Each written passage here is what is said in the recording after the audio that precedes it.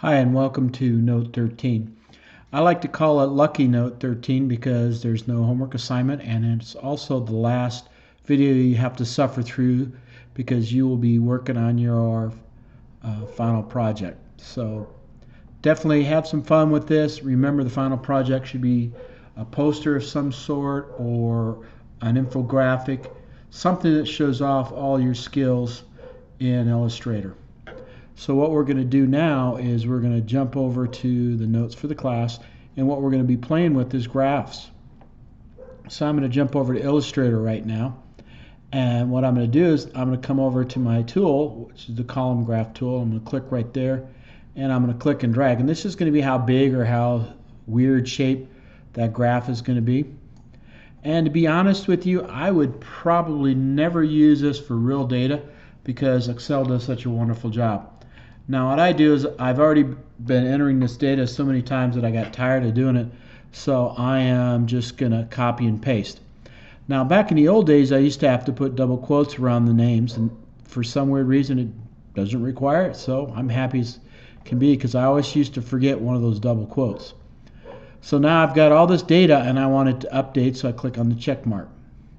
Now this is one of the things that drives me a little bit crazy about this program is the initial columns are so ugly in shape.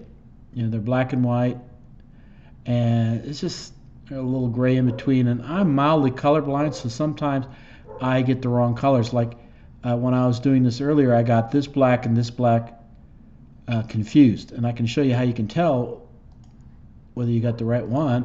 I'm going to click on this, and I hold down my shift key and click on that one, and notice that black is fine. I click on this one and I hold down my shift key and select that one. Notice I get a question mark, and that's saying, hey John, these two colors are not the same. So that's kind of a godsend for me because I'm mildly colorblind. Now what I want to do is I am probably going to want to change the size of this because it's just too big for the text, but that's okay for now. Now the next thing I want to do is I'm going to change these colors, so I'm going to use the quick select tool right there, and I'm going to hold down my shift key, and I got both of those, and I'm just going to come over here and change the color. Now the next one I'm going to do is just the next column, and one of the other problems I've been having today for some weird reason is when I click on here it was not deselecting the other ones. So I was getting some weird information and changing colors when I really shouldn't be. So now I'm going to pick like a red. Click on this. Yeah. Click on this one. Hold down my shift key. Did it again. It just didn't deselect it. And I'm going to change the fill color for that to maybe like a blue. Ooh, that blue's a little bit too much for me. I'm going to come over here, select. Click outside, select here, hold down my shift key, and let's take a brown like that. You know, and I could leave this color the same if I wanted to. Now another thing I might want to do, and I'm going to hold down my shift key to do this. So I'm going to click on that, and I'm going to hold down shift click on this, this, this, and this. Now normally I would go and use, you know, the graph and the drop shadow, but it's just not been working properly. So I'm going to come over here to FX, and I'm going to go stylize, and I can do drop shadow. Now another thing I can do is I can change the thickness too. So that's, you know, something I could do with a bevel and extrude, but I'm not going to get into that with all the fun I've been having. Now I'm going to give it a little bit darker color like that, and I'm going to go OK. And so it gives me a nice little three-dimensional, whereas this tends to be flat. Now I'm so tempted to move it. I can, not a problem, but I'm tempted to delete it and won't let me delete. So won't let me do that. But what I want to do is I want to move this information from here, so I'm going to hold down the Alt key because I probably want to keep the colors the same and the positioning of that. So I'm going to hold down my Alt key, click and drag, and there's Donna, and I'll click on Donna, and I want to make sure she's a little bit smaller, like 36. Dana, I'm going to do alt click right there. Now Billy's, I'm going to have a little bit of a problem because, well, that's actually not too bad, but usually when you have black on red, it's a very hard color to see. So I've got it selected right here. The fill color is black. I can change it to yellow and it stands out a little bit more, or maybe even a white. So I don't have to live with the colors that are there by default. And then of course John.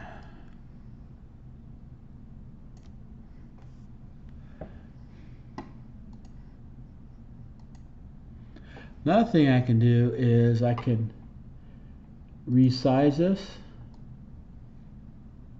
a little bit like that using the resize tool and let go. So there, it's a nice little 3D graph. Now watch when I change how the data is displayed. I'm going to rotate it like this and then go check mark. It is not what I was looking for. So click right there, check mark, and now I've got my nice graph. So that's doing a bar graph. So I'm going to close that. The only problem is I lost all my special effects when I did that, which is kind of annoying. But I'm just going to select all this, and I'm going to hit delete, and away she goes. And then I'm going to come back in here and I'm going to do a line graph. Now it used to be somewhat easy to jump back and forth between graphs, but I've been having all sorts of trouble with that too, which is kind of weird. I might be doing something silly, but I don't know. Now what I'm going to do is I'm going to highlight this like I did before and do a Control V, and this is all the data. I'm going to hit check. That's really horrid. Now I'm going to go rotate it this way. Now a line graph here looks much better when you do it. So that's one of the things you have to be aware of when you're dealing with bar graphs versus line graphs. Now one of my favorite mistakes to make is I'm in a hurry and I want this panel out of the way. I can just grab like that. And if I do that, then what I have to do is I have to come back here and I select it and go Object, Graph, Type. Okay. I didn't do that right. I want Object, Graph. It's not giving me data. Oh no.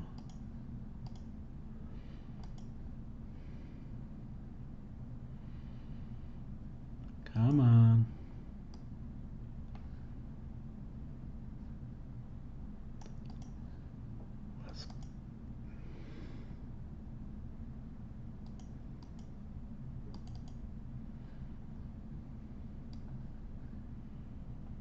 There, that's weird.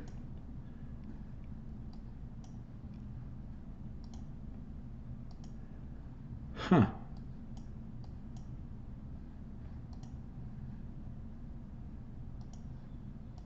There we go.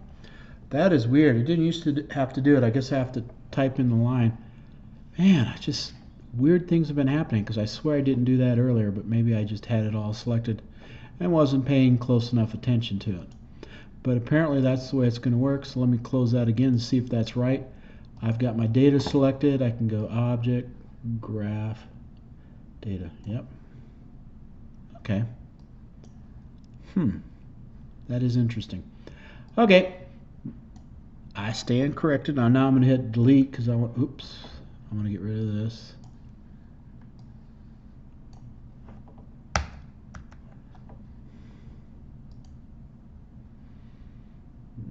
Yeah, there we go. Now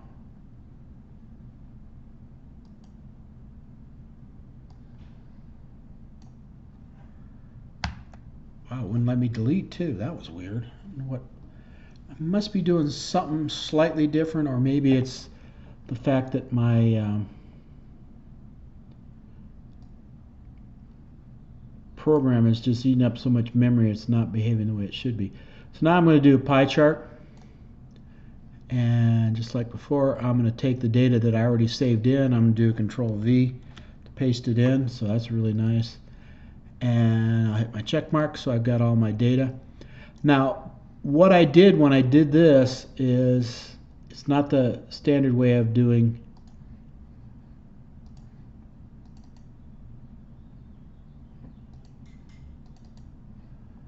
object, graph, design.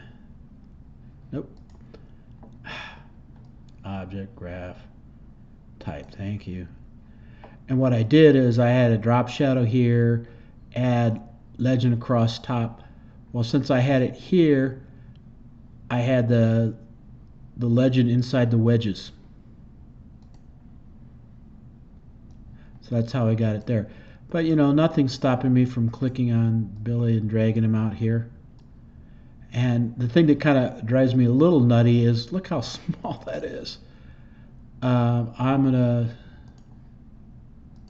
select it and I'm going to bump it up. Let's go 32 and then drag it back. Or I can have it, didn't mean to grab him. Come on, be nice. Drag it out here. And I'm going to go 32.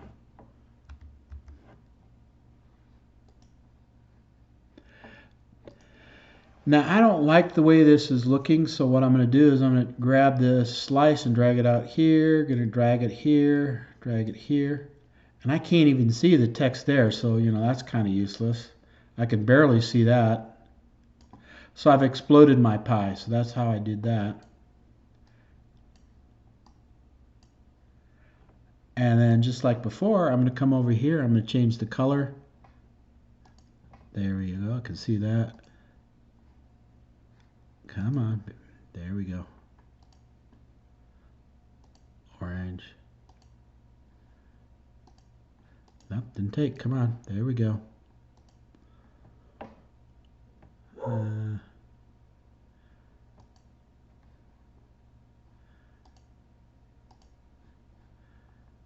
Go yellow. And then the worst one of them all, click right there. Light green.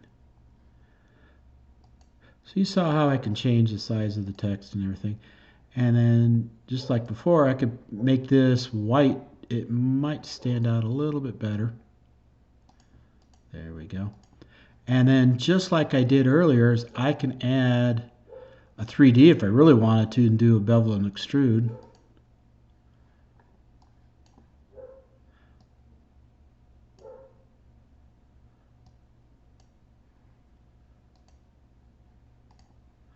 Or I can just come over here and go FX instead of that and do stylize and drop shadow.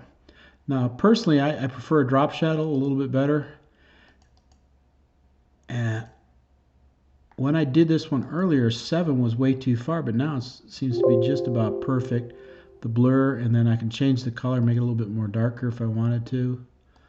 Black. There we go. So it's really up to you how you want to move this stuff around, or if you want to keep it in one big old slice, or if you want to change the size of the text. So I'm sorry for some of the fumbling and bumbling around, but you know, that's good to see how I troubleshoot some of this stuff from time to time too, so I'm not too upset. Plus, to be honest with you, this is about the 6th time I've done it, and I've had weird trouble each time, so I figured this is probably going to be the best I'm going to get.